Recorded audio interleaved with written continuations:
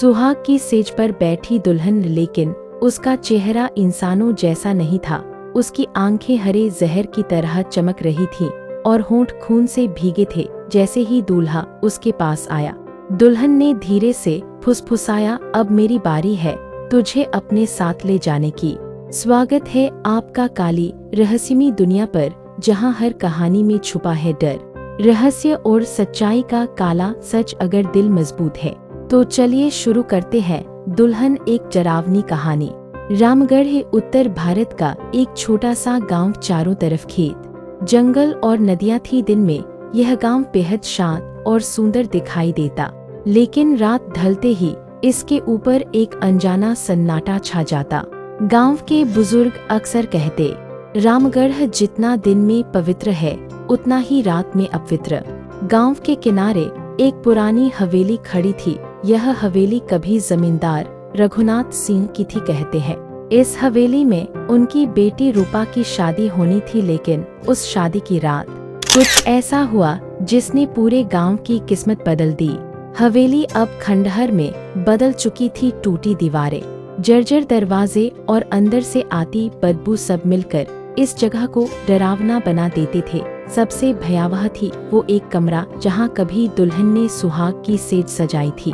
गांव वाले वहां से गुजरते भी नहीं थे। बच्चों को साफ मना था कि शाम ढलते ही हवेली के पास न जाए। लोगों का मानना था कि आधी रात को उस हवेली में लाल जोड़े में सजी एक दुल्हन दिखाई देती है। उसकी आंखें हरे अंगारों की तरह जलती हैं और उसके होंठ खून से भीगे होते हैं। कभी किसी ने साहस कर उस हवेली का दरवाजा खोला था और वो वापस कभी नहीं लौटा। गांव में अचानक एक दिन खबर फैली कि शहर से कुछ लड़के डॉक्यूमेंट्री बनाने आए हैं। उनका नाम था विक्रम, अजय और कबीर। तीनों यूट्यूबर थे और हॉरर कंटेंट पर काम करते थे। विक्रम बोला, दोस्तों, इस हवेली की स्टोरी हमें लाखों व्यूज दिला सकती है। सोचो, अगर हमने असली फुटेज कैप्चर कर लिया तो चैनल बूम कर जाएगा। अजय ने डरते हुए कहा, लेकिन भाई, गांव वाले कह रहे हैं कि ये जगह सचमुच हॉन्टेड है। कबीर हंसते हुए बोला, यार, भूत प्रेत जैसी कोई चीज नहीं होती, ये सब लोगों की दिमागी कहानियां हैं। चलो शूट करते हैं। तीनों ने तय किया कि आज रात ठीक 12 बजे वो कैमरे लेकर हवेली के अंदर शूट करेंगे। गांव वाले उन्हें बार बार रोक रहे थे। एक बूढ़ी औरत ने चेतावनी दी, बेटा मत जाओ वहाँ, दुल्हन अब भी अपनी सेज पर बैठी है। वो हर नए मेहमान को अपने साथ ले जाती है। लेकिन शहर से आए इन लड़कों ने इन बातों को मजाक समझा और अपने कैमरे तैयार करने लगे। घड़ी ने 12 बजाए। हवेली के बाहर नीला चांद चमक रहा था। कुत्तों का रोना और उल्लुओं की आवाज वातावरण को और डरावना बना रही थी। विक्रम ने कैमरा ऑन किया। तो दोस्तों, आज हम रामगढ़ की मशहूर भूतिया हवेली के अंदर जाने वाले हैं। कहते हैं यहाँ लाल जोड़े में दुल्हन दिखाई देती है। देखते हैं क्या ये सच है। जैसे ही तीनों ने हवेली का दरवाजा धक्का देकर खोला, वो दरवाजा खुद ब खुद चींची की आवाज करता हुआ खुल गया। अंदर अंधेरा था, लेकिन अचानक ही कमरे में अगरबत्ती जैसी खुशबू फैली। अजय ने डरते हुए कहा, यार, ये कैसी खुशबू है? यहाँ तो कोई पूजा नहीं करता। कबीर बोला, हो सकता है पहले से महक हो, चलो अंदर चलते हैं। उन्होंने टॉर्च ऑन की और धीरे धीरे हवेली के अंदर कदम रखा। हवेली में जैसे ही तीनों ने कदम रखा, उनके पैरों के नीचे टूटी हुई कांच और लकड़ी की चरमराहट गूंज उठी। अंधेरे में उनकी टॉर्च की रोशनी यहाँ वहाँ दीवारों पर पड़ रही थी, जहाँ पुराने जमाने की टूटी तस्वीरें लटकी थीं। एक तस्वीर में एक लड़की दुल्हन के लिबास में खड़ी थी, चेहरे पर हल्की मुस्कान, लेकिन आंखों में एक अजीब सा खालीपन। अजय ने तस्वीर की ओर इशारा किया और बोला, ये वही होगी रूपा। उसकी आवाज हल्की कांप रही थी। कबीर ने तुरंत हंसकर कहा, भाई, ये सब पुराने जमाने की फोटो है, तू ज्यादा मत डर। अचानक हवेली के अंदर से पायल की आवाज सुनाई दी, छन छन छन। तीनों के कदम वहीं रुक गए। विक्रम ने कैमरा उस दिशा में घुमाया, लेकिन वहां सिर्फ अंधेरा और धूल उड़ती दिखाई दी। क्या तुम लोगों ने भी सुना? विक्रम ने धीरे से पूछा। यहाँ अजय की आवाज और भी कांप गई। कबीर ने जोर से कहा, कोई मजाक कर रहा होगा, चलो आगे चलते हैं। जैसे ही वो लोग हवेली के पिछले हिस्से में पहुंचे, उन्हें एक पुराना कमरा मिला। दरवाजा आधा टूटा हुआ था, जिस पर हल्के से खून के धब्बे अभी भी जमे हुए थे। अजय ने डरते हुए कहा, ये वही कमरा होगा जहां सुहागरात की सेज सजाई गई थी। कमरे के अंदर दाखिल होते ही तापमान अचानक गिर गया। उनके मुंह से धुआं निकलने लगा, जैसे बाहर बर्फीली हवा चल रही हो। कमरे के बीचों बीच एक टूटा हुआ पलंग रखा था, जिस पर लाल रंग की साड़ी का एक टुकड़ा पड़ा था। विक्रम ने धीरे से कैमरे में जूम किया और बोला, दोस्तों ये देखो, यही वो जगह है जहां से सबकी कहानियां शुरू होती हैं। उसी वक्त अचानक टॉर्च की रोशनी झिलमिला गई। पलंग के पास रखे आईने में किसी लाल जोड़े में सजी औरत की परछाई दिखी। उसकी आंखें हरे अंगारों की तरह चमक रही थीं। विक्रम कैमरा नीचे कर अजय चीख पड़ा, लेकिन जब उन्होंने दोबारा आईने की तरफ देखा तो वहाँ कुछ भी नहीं था। तीनों की सांसें तेज हो चुकी थीं। तभी हवेली के अंदर से एक भारी और धीमी आवाज गूंजी, क्यों आए हो यहाँ, ये मेरा घर है। उनके कान सुन्न पड़ गए। कबीर ने जोर से चिल्लाया, कौन है वहाँ, सामने आ। अचानक कमरे का दरवाजा अपने आप बंद हो गया और कुंडी लगने की आवाज आई। तीनों अंदर फंस गए थे। कमरा बंद होते ही सब कुछ जैसे थम गया। अजय ने दरवाजा जोर जोर से पीटना शुरू कर दिया, लेकिन दरवाजा पत्थर की दीवार की तरह हिला तक नहीं। कबीर चिल्लाया, ये किसी का प्रैंक है, कोई हमें डराने की कोशिश कर रहा है। लेकिन उसी वक्त कमरे के कोनों से ठंडी हवा का झोंका उठा और पलंग पर रखा लाल साड़ी का टुकड़ा अचानक हवा में लहराने लगा, मानो किसी ने उसे पकड़कर हिलाया हो। विक्रम ने कांपते हाथों से कैमरा संभालते हुए रिकॉर्ड किया। उसकी सांसें तेज हो रही थीं। उसने फुसफुसाते हुए कहा, दोस्तों कैमरे में सब रिकॉर्ड हो रहा है, लेकिन ये सब हो कैसे रहा है। अचानक आईने में फिर वही परछाई दिखी, इस बार और साफ लाल जोड़े में दुल्हन खड़ी थी। उसका घूंघट चेहरे पर था, लेकिन उसके होठों से खून टपक रहा था। धीरे धीरे उसने घूंघट उठाया और उसकी आंखें हरे जहर की तरह चमकने लगी। अजय ने जोर से चीख मारी, भगवान। कबीर ने जबरदस्ती हिम्मत जुटाई और चिल्लाया, हम तुम्हें किसी से छुड़ाने नहीं आए, हम बस यहाँ शूट करने आए हैं। लेकिन दुल्हन ने धीरे से सिर झुकाया और फुसफुसाई, तुमने मुझे जगा दिया है, अब तुम्हें मेरे साथ रहना होगा हमेशा के लिए। आईना अचानक चटक गया और उसके टुकड़े कमरे में बिखर गए। एक एक टुकड़े में उसी दुल्हन का चेहरा दिखाई दे रहा था, कभी हंसता हुआ, कभी खून से सना, कभी आंसू बहाता हुआ। विक्रम ने कैमरा गिरा दिया। टॉर्च बंद हो चुकी थी। पूरा कमरा अब सिर्फ लाल रोशनी में डूबा हुआ था, जैसे किसी ने खून से दीवारें रंग दी हों। धीरे धीरे पायल की आवाज पास आती गई, छन छन छन, और दुल्हन कमरे के दरवाजे के सामने आ खड़ी हुई। उसका घूंघट अब भी आधा चेहरा ढके हुए था, लेकिन उसके गले से निकलती हड्डी जैसी आवाज ने सबको जड़ कर दिया, एक दूल्हा मेरी सेज पर बैठने नहीं आया, अब तुम आ गए हो। तीनों की हालत पसीने से तरबतर हो चुकी थी। अजय जमीन पर बैठकर रोने लगा, मुझे घर जाना है, कृपा करके छोड़ दो। लेकिन दुल्हन ने अपना हाथ उठाया। उसके नाखून लंबे और नुकीले थे, जैसे लोहे की सलाखें। उसने हवा में एक अजीब सा इशारा किया और पलंग अपने आप हिलने लगा। कमरे की दीवारों पर खून से लिखे शब्द चमकने लगे, शादी अधूरी है, दूल्हा अधूरा है।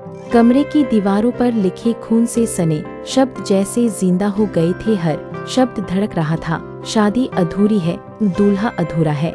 अजय सुबकते हुए जमीन पर बैठ गया। उसकी आंखों से आंसू बह रहे थे। विक्रम बुरी तरह कांप रहा था, लेकिन कैमरे को मजबूती से पकड़े हुए था। वह फुसफुसाया, दोस्तों अगर हम बच गए तो ये फुटेज दुनिया की सबसे खौफनाक सच्चाई साबित होगी। कबीर अब भी सबको समझाने की कोशिश कर रहा था, ये सब हमारा भ्रम है, शायद गैस, धुआं या कोई नजर का धोखा, भूत प्रेत जैसी कोई चीज नहीं होती। लेकिन उसकी बात पूरी होने से पहले ही दुल्हन धीरे धीरे आगे बढ़ी। उसके कदमों की छन-छन की आवाज इतनी साफ थी जैसे हर कोना गूंज रहा हो। उसने घूंघट हटाया और उसका पूरा चेहरा सामने आ गया। चेहरे पर शादी का मेकअप तो था, लेकिन वो सड़ा गला था। होठों पर ताज़ा खून की लकीरें थीं और आंखें गड्ढों जैसी गहरी हरी चमक से जल रही थीं। उसने धीमे स्वर में कहा, मेरा नाम रूपा है, इस हवेली की बेटी। मेरी शादी की रात मेरे अपने खून ने मुझे मार डाला। अजय ने कांपती आवाज में पूछा, तेरे अपने खून ने? रूपा की आवाज करुणा और गुस्से से भरी थी।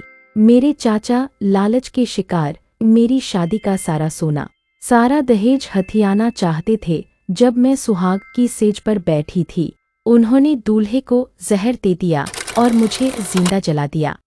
विक्रम ने कांपते हुए पूछा, तो तू यहाँ क्यों भटक रही है? रूपा की आंखों से खून के आंसू बहने लगे। उसने कहा, क्योंकि मेरी शादी अधूरी रह गई।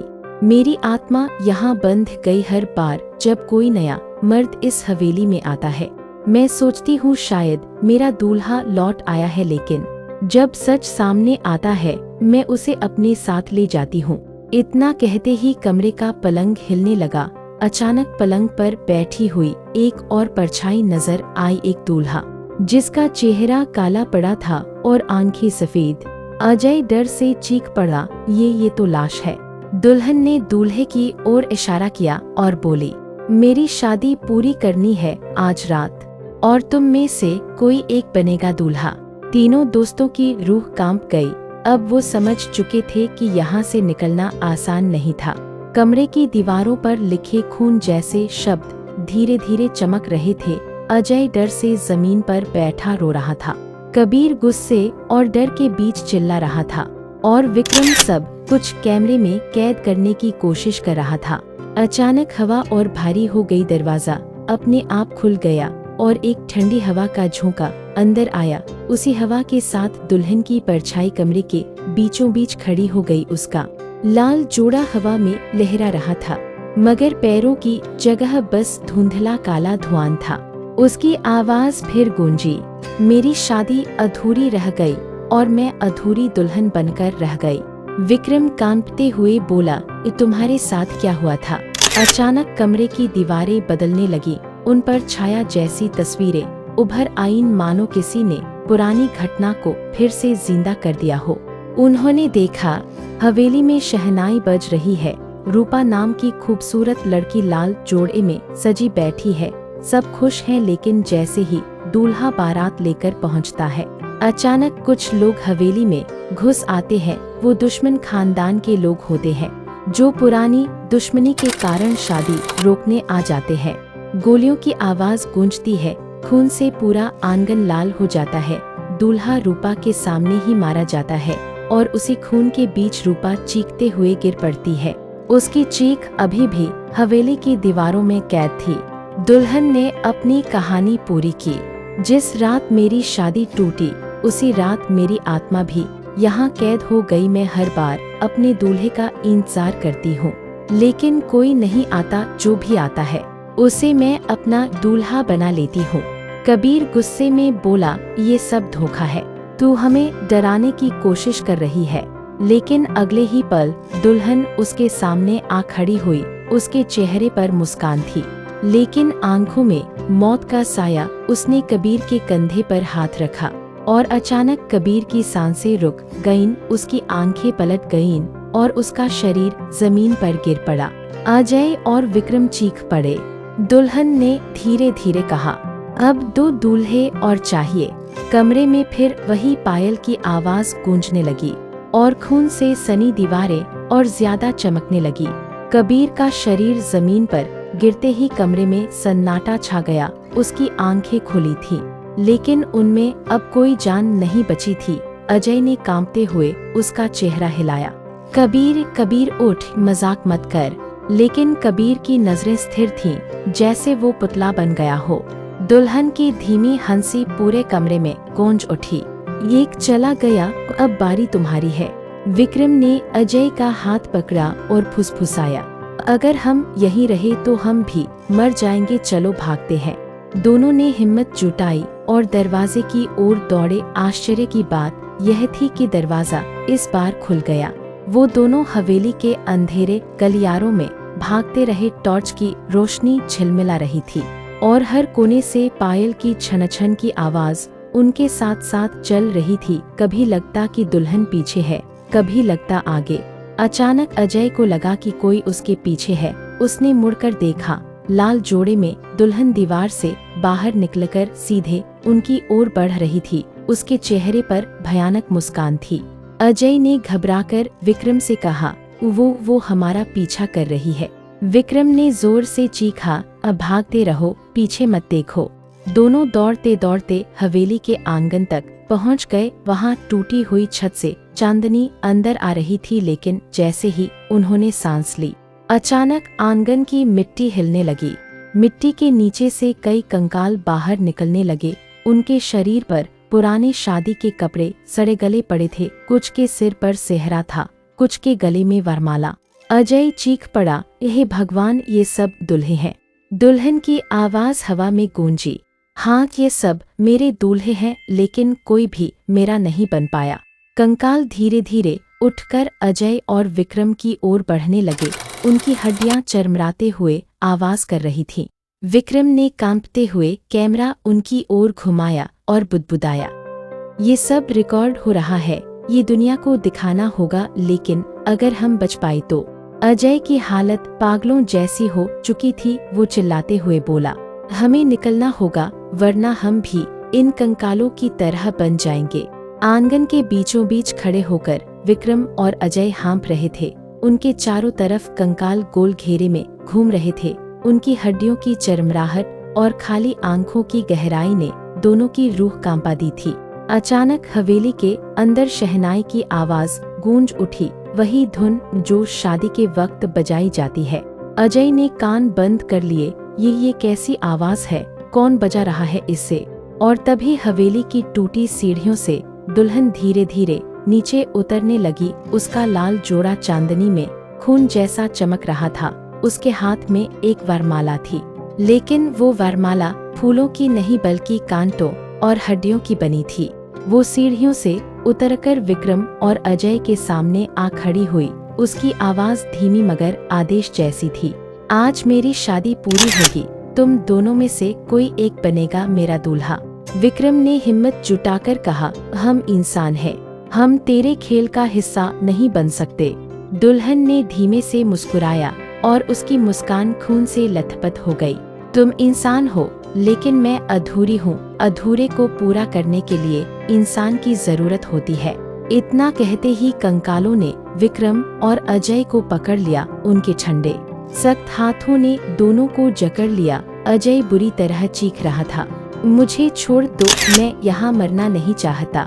दुल्हन उनके करीब आई और अजय के गले में कांटों की वरमाला डालने लगी।